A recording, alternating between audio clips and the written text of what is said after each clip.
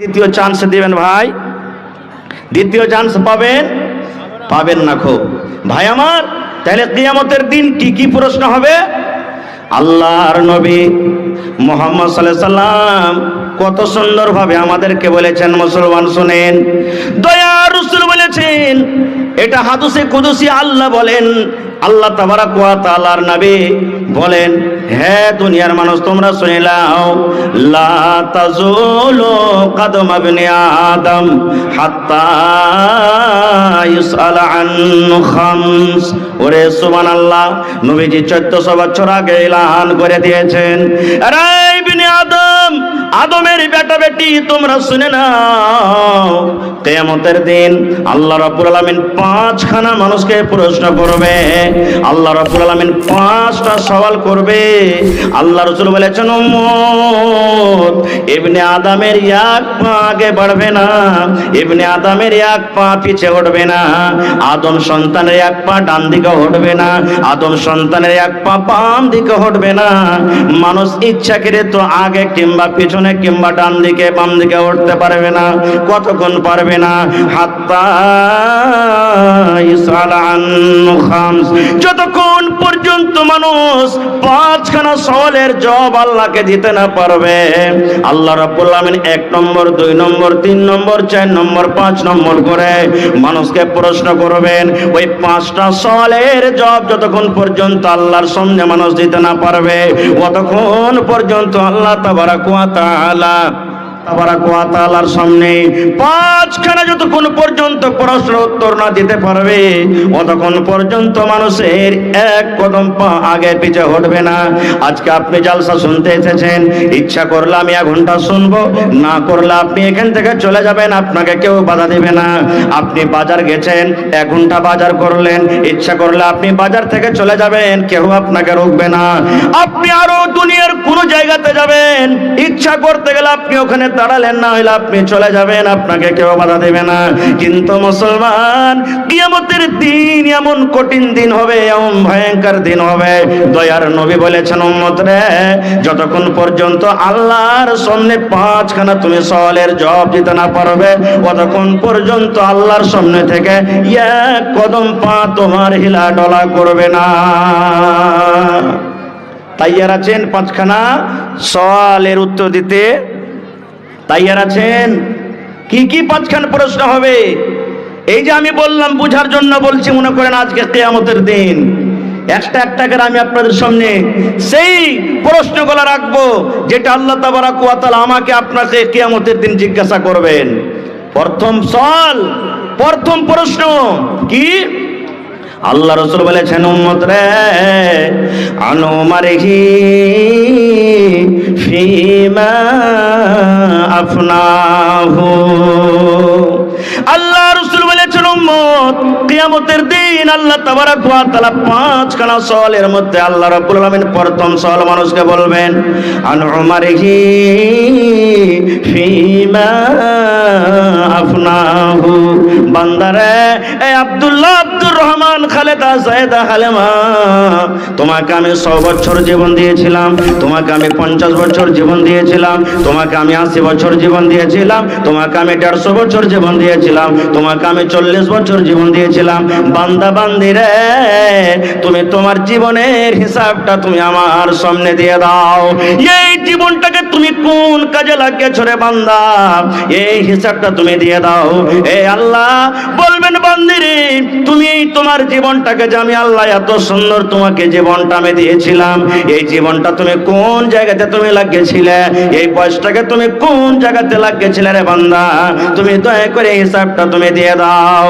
তুমি মদের আড্ডাতে তুমি গিয়ে কাটালছিলে, জুয়ার আড্ডাতে তুমি গিয়ে কাটালছিলে, মসজিদে তুমি গিয়ে কাটালছিলে, মাদ্রাসাতে গিয়ে তুমি কাটালছিলে, আল্লাহর ইবাদতে বান্দাকে যে তুমি যে নিজের জীবনটা কাটালছো, কিন্তু তুমি তোমার মন মতন জীবনটা তুমি কাটাছো। তুমি আল্লাহ রাব্বুল আলামিনের ইবাদত বান্দেগি করে আল্লাহকে সন্তুষ্ট করে তুমি দুনিয়া থেকে এসেছো রে বান্দা, কিংবা আল্লাহকে নারাজ করে তুমি দুনিয়া থেকে এসেছো। বান্দা রে, আমি আল্লাহ রাব্বুল আলামিন তোমাকে আজকে জিজ্ঞাসা করি রে বান্দা, তুমি তোমার জীবনের হিসাবটা আমাকে দিয়ে দাও। আচ্ছা ভাই বলেন তো, সত্য করে বলবেন অন্তরে হাত দিয়ে। আমি আমাকেও বলছি, আমরা নিজের জীবনের হিসাবটা আল্লাহর সামনে দিতে পারবো কি? একটু হ্যাঁ না বলেন, পারবো কি? একটু জোরে বলেন, পারবো দিতে কি? পারবো না। খুব আজকে কয় তারিখ হলো ভাই? ফেব্রুয়ারি মাসের 20 তারিখ। গোটা জীবনের হিসাব ধরে রে বন্ধু, আজকে যদি আপনি আমাকে বলেন আর আমি যদি আপনাকে বলি, ও নানা দাদা গোটা জীবনের হিসাব ছেড়ে দেন, 1 তারিখ থেকে নিয়ে আজকে 20 ফেব্রুয়ারি হয়ে গেল, এই 20 তারিখের মধ্যে কতটুকু আপনি নামাজ পড়লেন, কতটুকু রোজা রাখলেন, কতটি আপনি তেলাওয়াত করলেন, কতটি আপনি গান শুনলেন, কত আপনি দিনের কাজ করলেন, কতটি আপনি দিন থেকে দূরের কাজ করলেন, এই 20 দিনের হিসাবটা দিয়ে দাও। আমার মনে হয় কোনো আমার এমন বন্ধু, কোনো এমন মা খালা দাদি দুনিয়াতে নাই যে 20 দিনের হিসাবটা পূর্ণভাবে আমরা দিতে পারবো। পারবো না। একটা ঘটনা বলি আপনাদের সামনে। একটা বয়স্ক মানুষ, 80 বছর 90 বছরকার লোক, শরীর অসুস্থ, হসপিটালে গেছেন। যারা এমার্জেন্সি পেশেন্ট থাকছে তারাকে আইসিইউতে ভর্তি করে, শ্বাস নিতে অসুবিধা, শ্বাস নিতে পারে না, তখন ওকে আইসিইউতে ভর্তি করে, নাকে অক্সিজেন লাগা হয়। এটা জানছেন আপনারা না? করোনার টাইমে অক্সিজেন খুঁজে পাওয়া যাচ্ছিল না খুব। তো যারা আইসিইউতে ভর্তি থাকে ওর বিল বেশি, টাকা বেশি বনে, ওখানে এমার্জেন্সি পেশেন্টকে রাখা হয়। এক 80 বছরকার বুড়া, ওকে ইমার্জেন্সি পেশেন্ট, শ্বাস নিতে অসুবিধা, শ্বাস নিতে পারে না, আইসিইউতে ভর্তি করে রেখেছে। ধরেন আজকে বেলা 4টার সময়তে ঢুকলো, ঠিক সকালবেলা 8টাতে ওকে বের করে দেওয়া হলো, বাবজি আপনি এখন ভালো হয়ে গেছেন, আপনি এখন বাড়ি যেতে পারেন, ডাক্তার সাহেব ছুটি দিয়ে দিলেন। এবার ওই বয়স্ক লোকটা বলছেন, পেশেন্ট, ডাক্তার বাবু আমার বিল কত বললো? এবার ডাক্তার সাহেব বলছেন যে বাবজি এই আইসিইউ একটু, এই হসপিটালের চার্জটা একটু কড়া, তো আপনি 4টাতে ঢুকেছেন, আজকে সকাল 8টাতে বের হলেন, তো মোটামুটি 12,000 টাকা দিলে আপনার হয়ে যাবে। এবারে যেমনই কথাটা শোনা, ওই বুড়া লোকটার চোখ দিয়ে পানি ঝরতে শুরু হয়েছে, কাঁদতে শুরু হয়েছে, কাঁদতে কাঁদতে দাড়ি দিয়ে পানি ঝরতে শুরু হয়েছে। এবার ডাক্তার সাহেব বলছেন, বাবজি আপনি কি টাকা দিতে পারবেন না? গরিব মানুষ বলে আপনি কাঁদছেন, আপনার ফিসটা বেশি হয়ে গেছে নাকি? যান 2,000 টাকা মাফ করে দিলাম, 10,000 টাকা আপনি দেন। এরে আমার মুসলমান ভাইরা শুনেন, যখন কথাটা শুনলেন ওই 80 বছর বয়সের বুড়া এইবারে ডাক্তারকে বলছেন, ডাক্তার সাহেব আমার ফিস বেশি হয়নি, আল্লাহ রাব্বুল আমিন আমাকে মাল দিয়েছেন, টাকা দিয়েছেন, আমার কাছে মাল আছে, টাকা আছে, আমি আপনার এই ফিস আদায় করতে পারবো। এবারে ডাক্তার বলছেন, তবে কেন কাঁদছেন, আপনার চোখে কেন পানি ঝরে? এইবারে ওই বয়স্ক মানুষটা বলছেন, ডাক্তার সাহেব এই জন্য আমি কান্দি, এই জন্য আমার চোখ দিয়ে পানি ঝরে, আজকে সামান্য একটা অক্সিজেন নিতে আমার অসুবিধা হচ্ছিল, শ্বাসটা নেওয়ার জন্য আমি আপনার হসপিটালে এসেছি, অক্সিজেন আমার লাখে লাখে রাখলেন, এই 8 ঘন্টা 10 ঘন্টা 12 ঘন্টা আপনার হসপিটালে আমি থাকলাম, সামান্য এই শ্বাসের মেশিনটা আমার নাকে আপনি লাগিয়ে রাখলেন, মুখে লাগিয়ে রাখলেন, তার যদি 12,000 টাকা হয়, এই 12 ঘন্টা 14 ঘন্টাতে যদি আমাকে শুধু শ্বাসের হিসাবটা দিতে 12,000 টাকা আদায় করতে হয়। ডাক্তার সাহেব যেদিন থেকে আমি দুনিয়াতে জন্ম নিয়েছি, যেদিন থেকে আমি দুনিয়াতে এসেছি, সেদিন থেকে নিয়ে আজকে আমার বয়স 80 বছর হয়ে গেল। আরে দুনিয়াতে আমি 80 বছর সময় কাটিয়ে দিলাম, কোনদিন আল্লাহ রাব্বুল আমিন আমার কাছে 1 টাকা চাইনি। কত আমি দুনিয়াতে অক্সিজেন নিয়েছি, আমি আল্লাহর দেওয়া অক্সিজেন ভিতরে নিয়েছি, কোনদিন আল্লাহ রাব্বুল আমিন আমার কাছে 1 টাকা চাইনি। ডাক্তার বাবু হাতের হিসাব থাক, পায়ের হিসাব থাক, চোখের হিসাব থাক, গোটা বডির হিসাব থাক, আল্লাহ রাব্বুল আলামিন যদি কিয়ামতের দিন আমাকে একটাই প্রশ্ন করে, বান্দারে আমি তোমাকে 80 বছর বয়স দিয়েছিলাম রে বান্দা, এই 80 বছর বয়সে তুমি আমার অক্সিজেন নিয়েছো, এই 80 বছর বয়সে তোমাকে দুনিয়াতে আমি অক্সিজেন দিয়েছিলাম, শুধু এই 80 বছর বয়সের তুমি অক্সিজেনের হিসাবটা দিয়ে দাও। ডাক্তার বাবু যদি আমাকে এক রাতে 12,000 টাকা আদায় করতে হয়, তাহলে 80 বছর বয়সে আল্লাহ রাব্বুল আলামিনের সামনে কত টাকা আমাকে আদায় করতে হবে। এই জন্য আমি কান্দি, এই জন্য কান্দি ডাক্তার বাবু, এই জন্য আমি আল্লাহ তাবারক ওয়া তাআলার আমি শুকরিয়া আদায় করি যে আল্লাহ তাবারক ওয়া তাআলা অক্সিজেন কত বড় নিয়ামত আমাদেরকে দান করেছেন। বন্ধুরে, আল্লাহ রাব্বুল আলামিন কোরআন মাজিদে বলেন, এই আয়াতটা আমাদের সকলের মুখস্থ আছে। আল্লাহ রাব্বুল আলামিন কোরআনে বলেন, সুম্মা লা তুসআলুন্না ইয়াওমাইযিন আনিন নাঈম। প্রত্যেক নিয়ামত সম্পর্কে আল্লাহ রাব্বুল আলামিন কিয়ামতের দিন জিজ্ঞাসা করবেন। আল্লাহ বলবেন, বান্দারে হাত তোমাকে দিয়েছিলাম রে বান্দা, এই হাতের তুমি হিসাবটা দিয়ে দাও। আল্লাহ বলবেন, বান্দারে চোখ দিয়েছিলাম, এই চোখের হিসাবটা তুমি দিয়ে দাও। আল্লাহ বলবেন, বান্দারে তোমাকে পা দিয়েছিলাম, পার হিসাবটা দিয়ে দাও। আল্লাহ বলবেন, তোমাকে জ্ঞান বুদ্ধি বিবেক দিয়েছিলাম রে বান্দা, এই তুমি মাথার ব্রেনের হিসাবটা তুমি দিয়ে দাও। বন্ধুরে, আজকে বিচার পঞ্চায়েতে বসে মিষ্টি মিষ্টি কথা বলে আমরা পার করে যাই, আমরা মিথ্যা কথা বলে পার করে যাই। মৌলানার সামনে মিথ্যা কথা বলে দিই, কোর্টে যায় মিথ্যা কথা বলে দিই, আদালতে আমরা মিথ্যা কথা বলে দিই, বিচারে বসে মিথ্যা কথা বলে দিই, মণ্ডলের সামনে মিথ্যা কথা বলে দিই। কিন্তু আল্লাহ রাব্বুল আলামিন করে বলেন, আল ইয়াউমা নাখতিমু আলা আফওয়াহিহিম ওয়া তুকাল্লিমুনা আইদিহিম ওয়া তাশহাদু আরজুলুহুম বিমা কানু ইয়াকসিবুন। বাচ্চা যখন দুধ পান করে, ছোট বাচ্চা থাকে, গরু ভৈষের বাচ্চা যেন ছুটে দুধ না খেলে মায়ের, আমরা মুখে কি লাগিয়ে রাখি ভাই বলেন তো? টুনি। কি বলেন আপনারা? টুনি না বলছেন?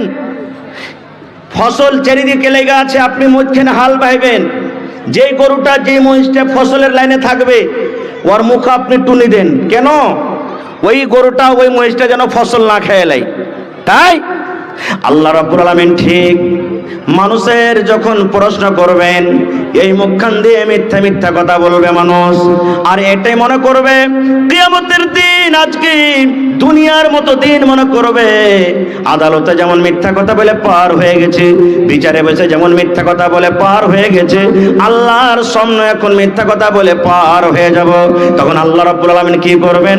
আল ইয়াউমা নাখতিমু আলা আফওয়াহিহিম, আল্লাহ রাব্বুল আলামিন তার মুখে টুনি লাগিয়ে দেবেন, আল্লাহ তার মুখে মোহর লাগিয়ে দেবেন।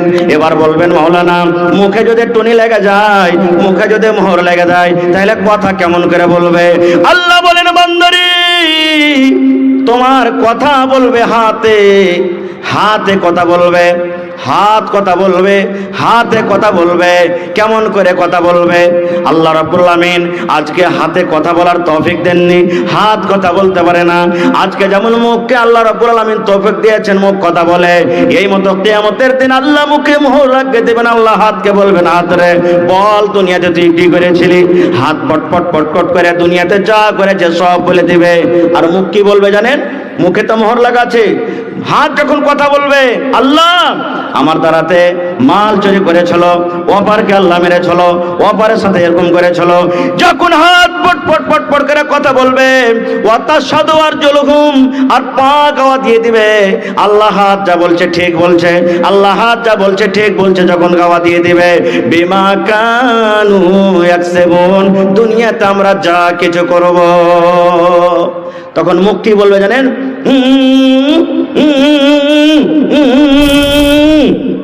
মানে মুখ এটা কথা বলতে চাইছে, রে হাত তুই তো আমারই, তুই কেন আমার বিপক্ষে কথা বলছিস, আমার বিরুদ্ধে কথা বলছিস?